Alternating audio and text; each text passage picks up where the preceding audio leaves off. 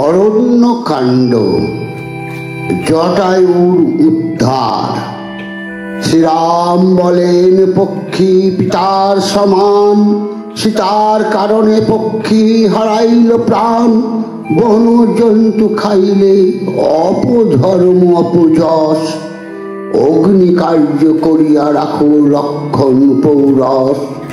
তবে তো লক্ষণ দিব্য অগ্নি কুণ্ড কাটি, জ্বালিলেন কুণ্ড বীর করি পরিপাটি।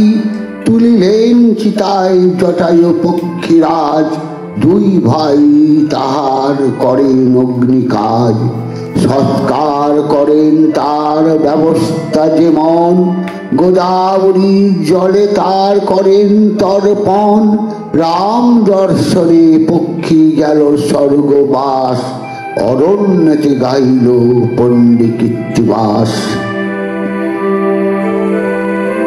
অরণ্যকাণ্ডের কবন্ধ এবং শবরীর স্বর্গগমন।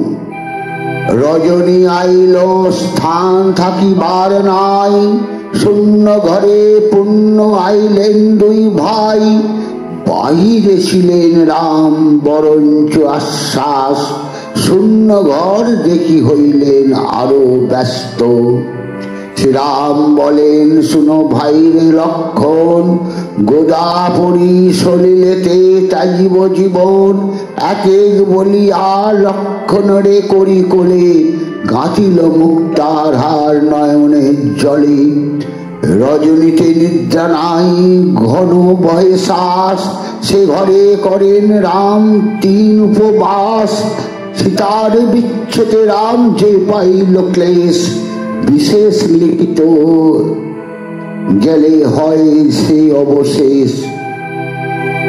রজনী প্রভাত হয় উদিত অরুণ, সীতার উদ্দেশ্যে রাম চলেন দক্ষিণ।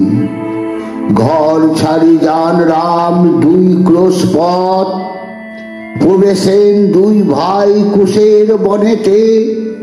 সিংহ ব্যাঘ্র মহিষাদি চড়ে পালে পালে, দুই ভাই বসিলেন এক বৃক্ষতলে। বুদ্ধিতে বিক্রমে বড় চতুর লক্ষণ, রামে বলেন কিছু প্রবোধ বচন। কেন ভাই হয় হস্তলোচন সম্পদ, বাম দিকে করিতেছে খঞ্জন গমন।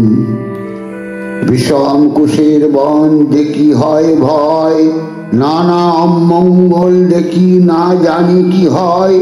দুই ভাই করেন চলিতে অনুবন্ধ, পথ আগলিয়া রাখি রাক্ষস কবন্ধ। পেটের ভিতরে নাক কান চক্ষু মাথা, সতের যোজন দীর্ঘ অপূর্ব সে কথা।